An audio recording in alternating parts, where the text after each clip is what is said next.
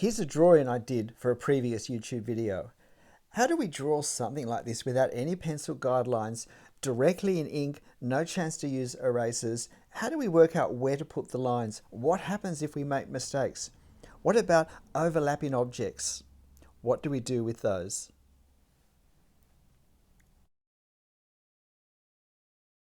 Here's our subject. It's a street corner in Edinburgh. The first thing I do with a freehand drawing is work out where to start, because what I want to do is to establish an area I can draw relatively accurately, which I can then use as a reference as I move out into the rest of the drawing. And sometimes it's at the very top, the very bottom, the sides, or in the center. But where possible, the center is good, because that lets me move out in all directions. And if I do make small mistakes, they don't grow too far before they get to the end of the drawing. So here, this section here is pretty much the obvious spot, because it's a nice rectangular shape. There's the columns, there's the windows.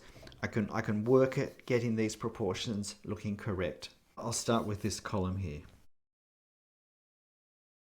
So I'm hoping to draw this fairly briskly. This line here is this line here, and if I look at from the top line to the bottom line, this is about halfway. So I can put that in. I don't quite have the column spot yet. I just want to use this window and the spaces between the window. Okay, so I think this column will go about here.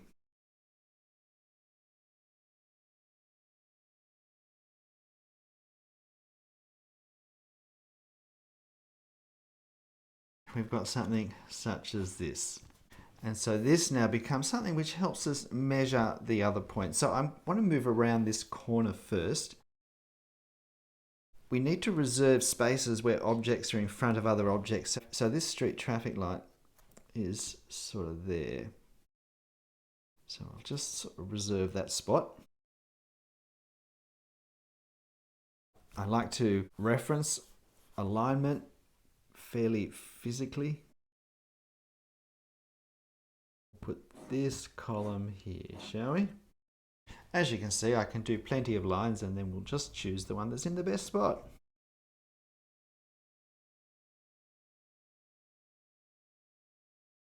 And now we'll just put a little bit of this detail in. Got a few decorative swags there.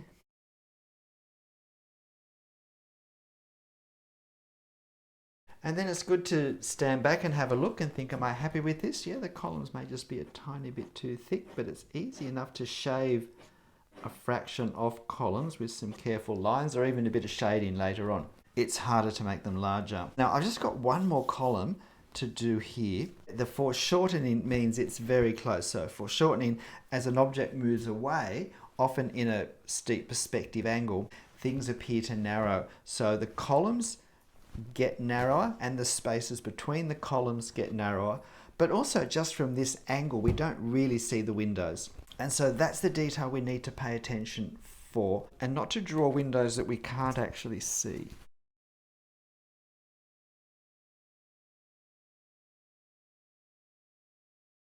Now our corner has gone round the corner. Let's just work on the entablature, these horizontal sections that sit on top of the columns. It's important to notice details that this section here slopes outwards from here.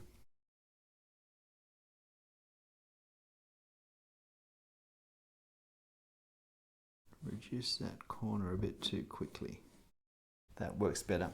And it's better to put the line in the correct place than to leave it in the wrong place. And the fact that there's a couple of wrong lines there won't be nearly as obvious when all the detail is in place.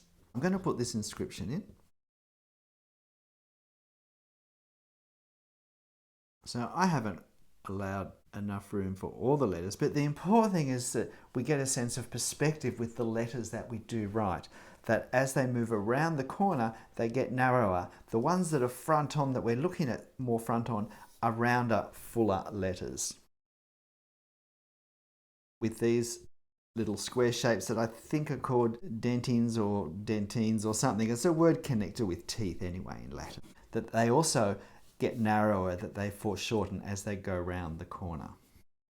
Where do we go next, now that we've done this corner part of the building? I think I want to move to the left a little bit first and establish this part, because I can put this column in and then this window will tell me where this line has to go, and it will be good to establish the edge of this building so that I can then fill the gap in between what I've done and that building.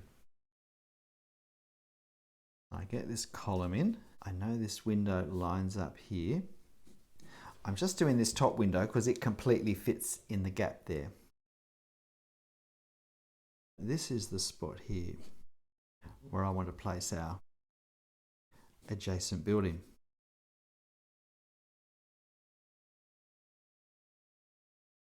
We'll put this balcony in because we always need to reserve space in front so that we try and avoid lines going through things that don't have lines going through them, because we can't erase. So always paying attention to where things overlap. And I can see that this corner is going to be below there and about there. So that'll be approximate. And I, as you know, if you've watched any of my videos, know I like to measure the angles. Oh, that'll do. And this line is sort of like in that gap there. Now I won't take it down too far because there is again something in front of this wall lower down, which is this stairway. But now I can confidently fill in this section. With things such as balustrades, I'm not trying to draw them, I'm not trying to draw the balusters, I'm just trying to create the visual effect. Usually it's by drawing the shadows, not by actually drawing the balusters.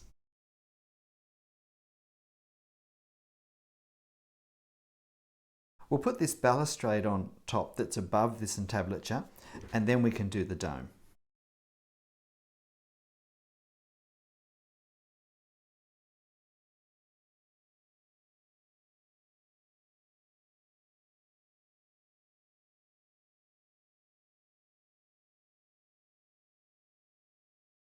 Now, the drum for the dome.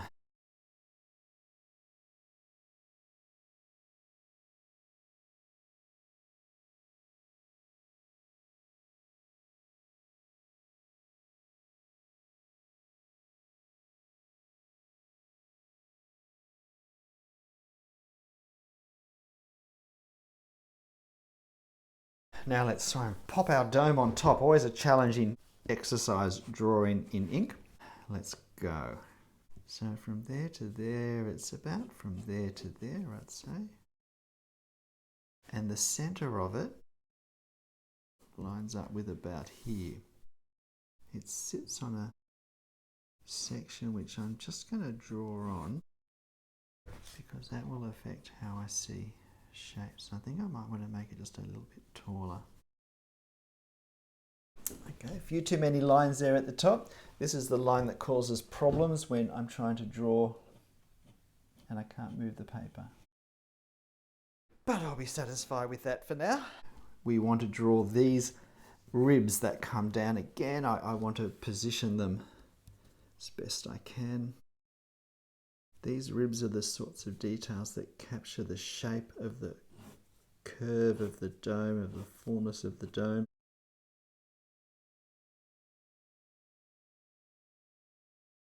Going to leave it at that. And now we need to put this figure on this statue. With statues such as this, the important thing again is not to try and draw a figure, not to try and draw a lady wrapped in fabric, but just to look at the silhouette and the lines and seek to just copy those without trying to make it an object. Always draw the head small. We can always make it larger if we want. It's not a great statue in my book. So in that case, less is more. More lines will only not help it. Though we can bump the head up slightly. So now we're really filling in the details for the rest of this. I should have left that. I'm wanting to start correcting things now and making them a bit fuller, but learning to know what to live with is important, like where our correction lines actually become distracting. I want to bring this out slightly more, which probably does help the overall shape of the dome, although now it doesn't really have any drum to sit on, but I can actually Make a bit of an adjustment there. We're going to do this section next. I'm going to add this column in first because it's directly adjacent to this other one. Now this is the angle I need to get. And this is the best way I have to do it. Just a little bit lower, I think. I don't want to make this line too far because it will invariably stop before I think it should. So here I go. And I need this line as well because I need to know where the columns stop. It still is a fairly steep angle for this low in the drawing. And that's because eye level is actually below anything we see of this building. This street slopes down and I'm well on the other side, and because I've zoomed in with my camera to take this photo, it hides the fact that I'm actually much lower with the slope of this street than it looks. Never be afraid to count. So I've drawn this column. I've got 1, 2, 3, 4, 5 columns more.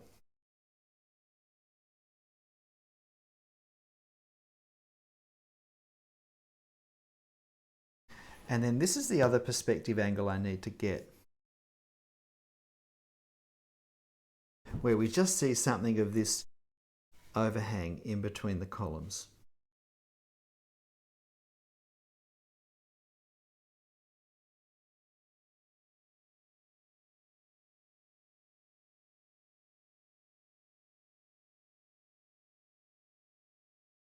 So there we have that corner. So now we can come down and look at our foreground. Now the most significant item here is this van. So we want to pay a little more attention to the van than perhaps to the other parts of it. Now I'm not a great drawer of cars myself. Some people, that is their sweet spot. I have to pay particular attention to looking at the shape and just trying to draw the shape, not thinking of it as a car. So the back of it's here, the side of it is just sort of under here, and on this corner it's sort of about there. This is why it gets quicker and why I leave these sorts of details till I've got more in my drawing to reference them from. And then this part sort of goes to about there. And we do have this window here, this doorway here.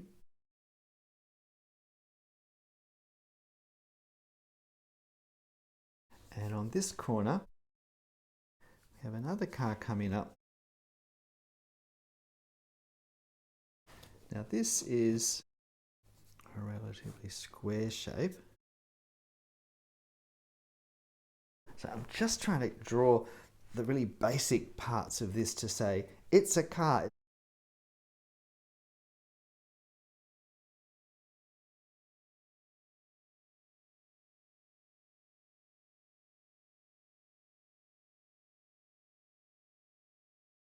And there's another car on this side that we'll put in as well. But at no point am I trying to draw a car. I'm just trying to draw these odd shapes. And now as well, I've got some people to add on. This guy here is important.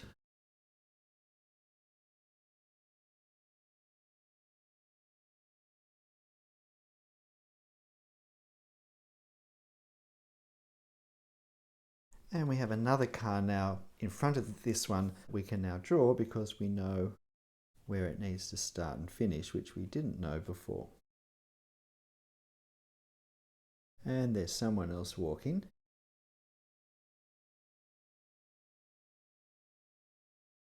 Having popped a few figures in there now, we can draw these details. We need to know our finishing point.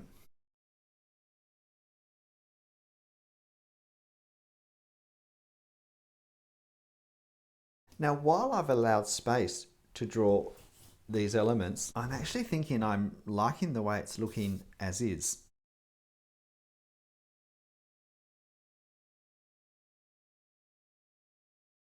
So I think I'm actually going to leave it as it is here. Although I'm not putting shade or shadow onto it, I will just add a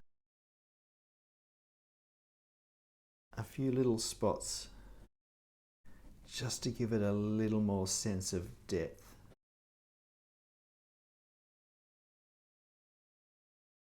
This freehand pen drawing took me 50 minutes, and it's the sort of way I would draw on location, were I fortunate enough to be in Edinburgh right now. Including cars and people is a wonderful contrast to the architecture. I feel that trees and shrubs serve the same purpose. So it's good to make an effort to learn how to represent them in some way. Don't be afraid of drawing directly with pen. And now that we have finished the whole scene, all the lines that looked wrong when I did them don't really seem to matter now. Even where I probably overworked the dome up here and over here doesn't look nearly as obvious. And a lot of attention comes down now to the cars and to the people as well. It's the overall scene which is being absorbed by the brain. Learning drawing directly freehand with ink, not to be too upset with mistakes, but to still persevere to the end of the drawing, not to give up halfway, because it will always look better at the end. Don't be afraid of the fact that you can't erase any lines. If drawing freehand in ink isn't something you do regularly, give it a go. You've got nothing to lose. Your drawing won't be perfect, but neither is mine. But we will improve as we persevere in our practice of it. So, get drawing, have fun. I'll see you next time. Bye.